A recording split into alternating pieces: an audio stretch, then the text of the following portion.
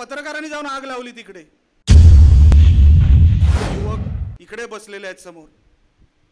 आम्ही जेव्हा जैतापूरला, मी खासदार असताना जेव्हा जैतापूरची सुरुवात केली, एक प्रकल्प असा यावा, लाखभर कोटीची इकडे इन्व्हेस्टमेंट यावी, उलाढाल यावी, इथे मुलांना इकडे नोकऱ्या मिळाव्या म्हणून आम्ही जैतापूरनी सुरुवात केली. चला केंद्राचा एक इथे मोठा प्रकल्प येतोय.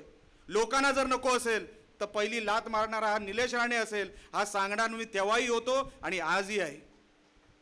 पण तेव्हा काय झालं, तेव्हा विरोध एवढ्या मोठ्या प्रमाणात झाला, इथून जो वणवा लागला तो रत्नागिरीपर्यंत पोहोचला, मोठं आंदोलन उभं राहिलं आणि त्या आंदोलनामध्ये तो प्रकल्प तर गेलाच परत, काही हरकत नाही. पण नुकसान कोणाचं झालं? नुकसान तुमचं आणि आमचं झालं.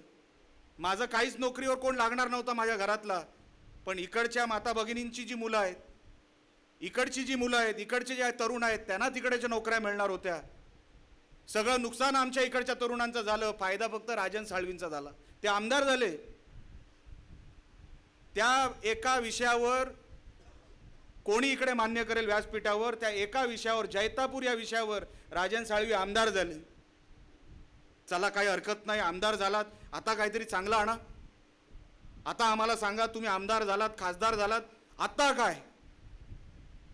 आज बघा खासदारांवर परिस्थिती काय आली. सिंधुदुर्गामध्ये 10-11 लोकांना घेऊन एका खळ्यामध्ये मीटिंग घ्यायला लागतायत. एका काळची शिवसेना जी जाहीर सभा मैदानात घ्यायची, हॉलमध्ये घ्यायची मोठ्या, आता खळ्यामध्ये बसून 11-12 लोकांची सभा घेत आहेत. ही परिस्थिती खासदारांवर आली कारण का 10 वर्ष काहीच दिलं नाही. त्याच्यानंतर रिफायनरी आली, त्याच्याबरोबर आयलॉग कंपनी आली. आयलॉग कंपनी आली कधी, वसंत पाटील साहेब गेली कधी, हे इकडच्या लोकांना पण कळली नाही. पण फार मोठी इन्व्हेस्टमेंट, फार मोठी गुंतवणूक इथे येणार होती आयलॉग कंपनीच्या नावाने.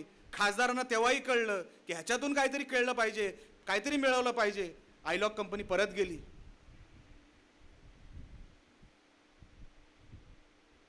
रिफायनरीचा प्रकल्प, माझ्याबरोबर जटार साहेब होते. मला या माणसाचं खरोखर वाईट वाटतं, ज्यांनी तन मन धन अगदी मनापासून स्वतःसाठी नाही पण इकडच्या जनतेसाठी एक शहर उभं राहावं, एक व्यवसाय उभा राहावा, आपलं दरडोई उत्पन्न वाढावं, आपलं जीवनमान सुधारावं, याच्यासाठी हा माणूस प्रामुख्याने प्रयत्न करत होता त्या रिफायनरीसाठी. आज काय झालं, मी आणि जटार साहेब आम्ही कुठे माडबनला गेलो, माडबन ना कुठे ते बारसूमध्ये गेलो. बारसूमध्ये गेलो असताना एक त्याच्यातला पत्रकार होता, मी आता साहेबांना सांगत होतो, त्या पत्रकारांनी जाऊन आग लावली तिकडे. माती भडकवायचं काम त्या पत्रकारांनी केलं. आता त्या पत्रकाराला कोणी सांगितलं मला इथे नाही सांगायचं. त्या बिचारा माता भगिनी तिथे उन्हा रानात तिकडे इथे उभ्या होत्या, त्या आल्या माझ्या समोर. मी जटार साहेबांना बोललो, नाही साहेब ही लोक आपली आहेत, आपण उतरलं पाहिजे. आम्ही गाडीतून एकदा नाही 2दा उतरून नेलं मी त्यांना, की नाही साहेब काही नाही करणार. अहो एक तर आडनावात राहणे आणि कोकण ही मातीच आमची आहे, तर आम्ही आमच्या लोकांकडून पळून कुठे जाणार आहोत. आम्ही दोघंही उतरलो, उभे राहिलो, बोला कोणाला काय बोलायचं. माता भगिनी विनंती करत होत्या. मी त्यांना विनंती केली, अहो विनंती नका करू, मी पण तुमचाच आहे. प्रकल्प नको असेल आपण नको, पण कोणाच्या बोलण्यावरून हे सगळं चालू आहे. 200-300 कोणतरी मुंबईतून कोणतरी NGO वाला येणार, मुंबईतून NGO वाला येणार आणि तो आपल्या माता भगिनींना सांगणार, आमच्या तरुणांना सांगणार, इथे काय नोकऱ्या वोकऱ्या नाही, इकडे 10 तोंड निर्माण होतील, इथे कोण गरोदर होणार नाही, हे आमच्या माता भगिनींना सांगितलं. रिफायनरी गेली, नुकसान कोणाचं झालं? जे तेव्हा विरोध करत होते त्यांना विचारा, तुम्ही जे सांगत होते चला रिफायनरीला लात मारा, लात मारली रिफायनरीला, आम्ही 100 दिवसात इथे रोजगार निर्माण करू. विचारा त्यांना रोजगार कुठे आहे? 100 दिवस संपले साहेब, 100 महिने संपत आले, अजूनपर्यंत रोजगार नाही, अजूनपर्यंत रोजगार नाही. आमचे लिंगायत वगैरे आहेत इकडे, जिथे पाचल रायपटनच्या पुढचा भाग, मी अनेक भाषणामध्ये उदाहरण देतो कारण का मी स्वतः तिकडे गेलेलो आहे. घराची घरं कुलपं लागलेली आहेत. आपण ओणीच्या आतमध्ये जातो ना, एकदम टोकावर गेलं तर तो पाचल परिसर येतो. ओसाड पडलेली गावं, कोण कुठे गेलंय माहीत नाही, आई वडील कुठे आहे माहीत नाही, मुलगा घरातून कुठे गेलेला माहीत नाही, ओसाड पडलेली गावं. मी बोललो या गावांना आपल्या या घरांना कुलपं कशाला, बाहेरून कुलपं? नाही साहेब गेली मुलं, लोक गावं सोडून गेली. ज्या मुलांना शेतात उतरायचं नव्हतं, त्यांना नोकरी करायची होती.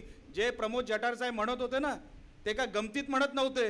लग्न करायचं होतं, संसार वाढवायचा होता, आपलं काहीतरी माझं स्वतःचं बँक बॅलन्स असावं, असं ज्या मुलांना वाटत होते ना, ते सगळी गावं सोडून गेली. कसं घर सांभाळायचं? आई वडिलांचं वय होतंय, लग्न करायचंय, लग्न झाल्यानंतर मुलांना सांभाळायचंय. आता शेतीमध्ये चला शेती हवी, निसर्ग हवा. कोण म्हणतंय? पहिली लात मारणारे आम्ही होतो, आम्ही मारली असती लात. पण काय झालं त्याच्यानंतर? आज दाखवण्यासारखं राजापूरमध्ये काहीच नाही. देश विदेशातील प्रत्येक घडामोडींचे लाईव्ह अपडेट मिळवण्यासाठी आता साम टीव्हीच्या सर्व सोशल मीडिया प्लॅटफॉर्मला लाईक, फॉलो आणि सबस्क्राईब करा.